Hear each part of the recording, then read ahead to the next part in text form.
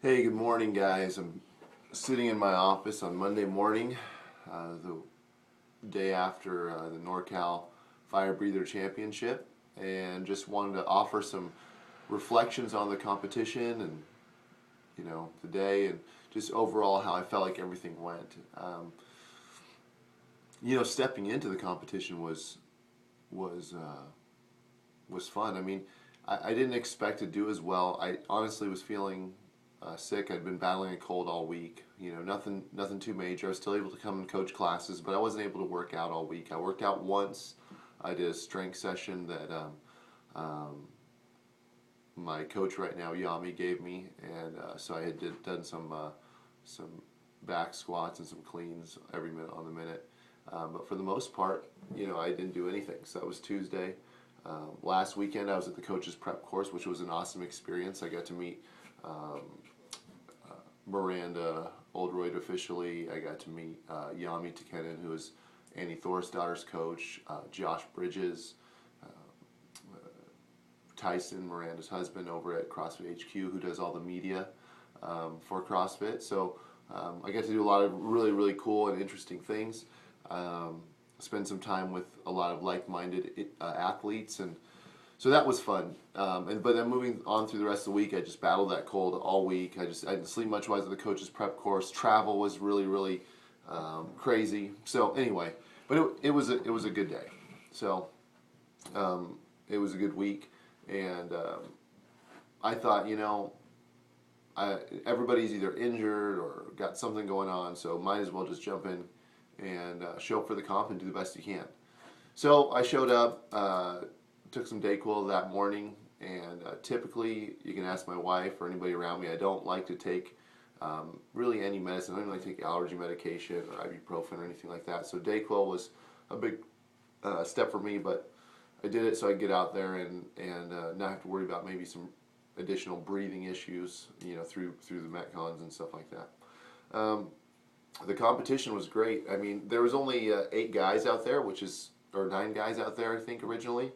And that's obviously really small, but of the guys other than myself that show up, Gary Barron, who's a veteran of the CrossFit Games, 2 years, he was on the Rock, or headed up the Rockland CrossFit Games team, and then also Garrett Fisher, a young guy out of NorCal CrossFit who actually beat me at regionals. He finished 7th, where I finished ended up finishing 9th.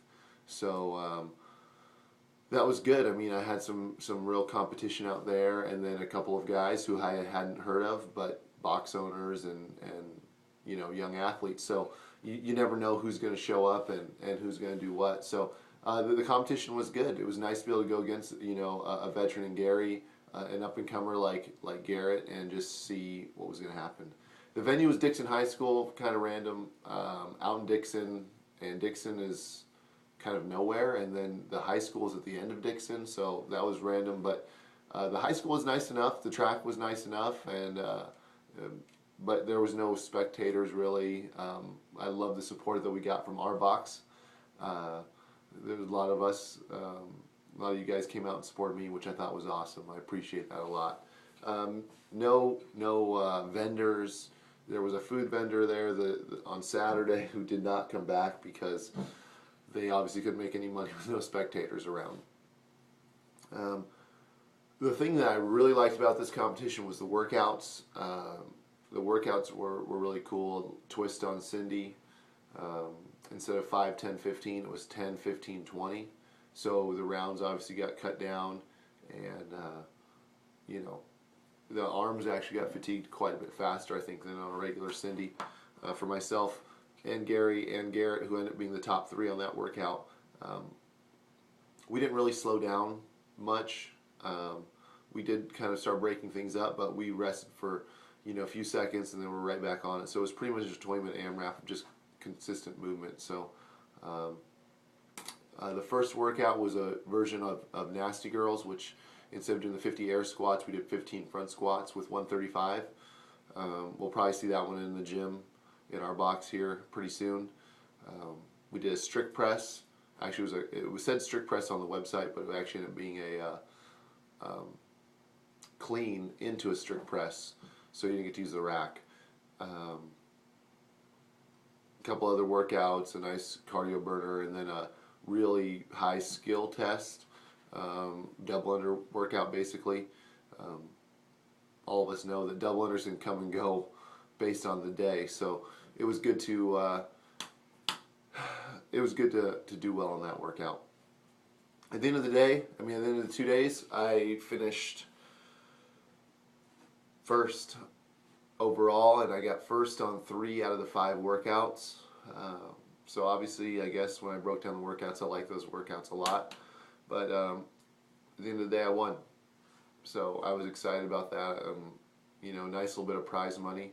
Everybody thinks I win every competition when I'm in it. You know, I'm not everybody watching this video, but everybody in my box thinks that I win every competition. This is only the 2nd competition I've ever won. So I'm really excited about that. And, you know, at the end of the day, a lot of people say, you know, you won, that's all that matters. And this is where I'm going to offer a little bit of takeaway for you guys. Don't believe that. At the end of the day, it's not whether or not you won or lost. There's more to it than that. People will say, oh, you won, that's all that matters. Doesn't matter if you were sick, doesn't matter if this person got injured, which Gary Barron, I was tied for first with him after day 1, and then on day 2 came back and he said, you know, he tweaked his shoulder and he went for it on the workout, but he wasn't able to finish because as strong as he wanted to, because his shoulder was just giving him a hard time. And if any of you guys saw that performance, you know he muscled through that pretty good. But anyway, it's not all that matters is whether or not you win or lose. I see this kind of mentality a lot at the box level, you know, in the class, and people just worry about whether they win or lose a single workout. And you know, I can get like that, especially at a competition where it's really, really tough, and I think I should win a WOD, and I do horrible, and you know, sometimes I want to go into this tank. Well, I just lost. That's all that matters. I lost, and there's nothing else to it, you know.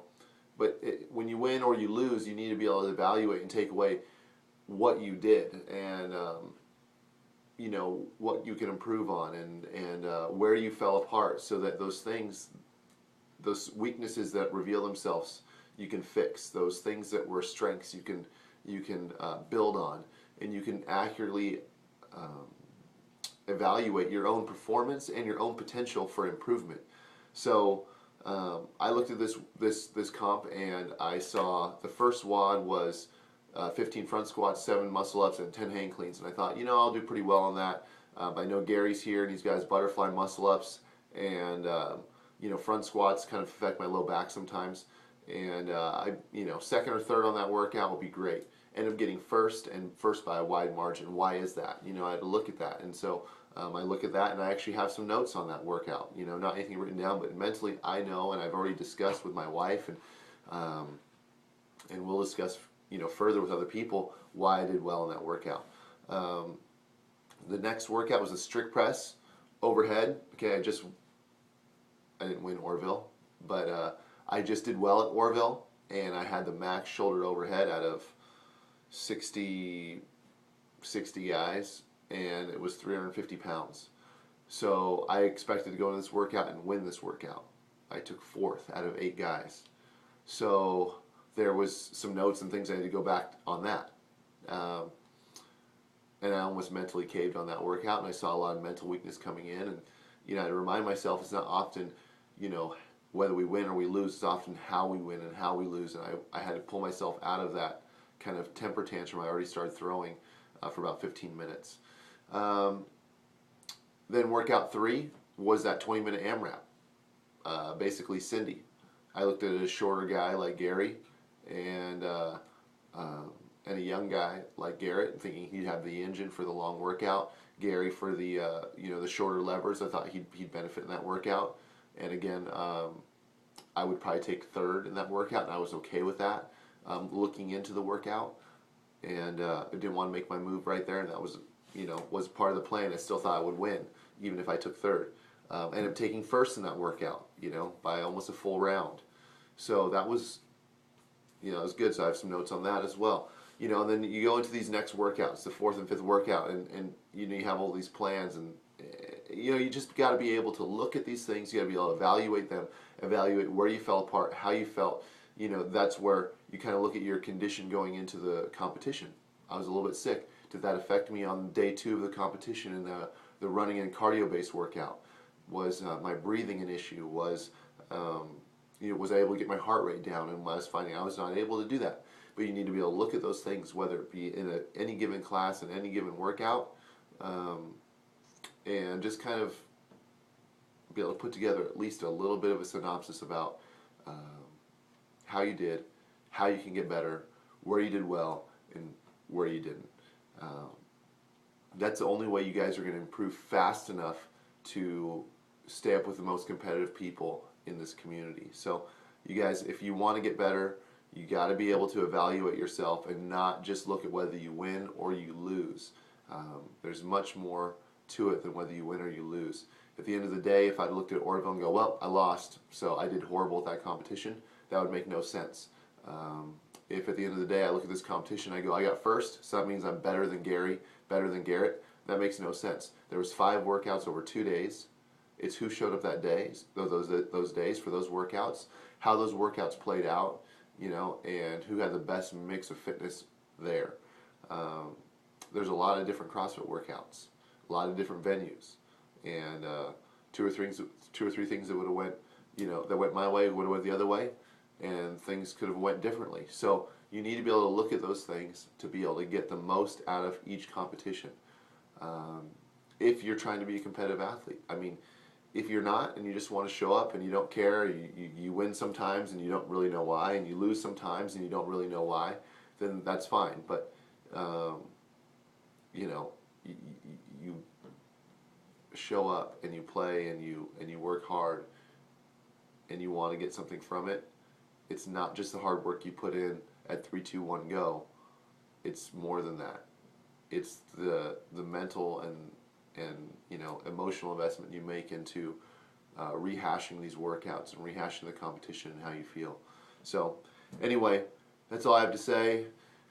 If you have anything else, you have any questions, you guys can shoot me a message here on Facebook or on YouTube, and I'd be happy to answer them. You know, this is Ben Alderman for CrossFit Gold and the Gold Standard. I'm out.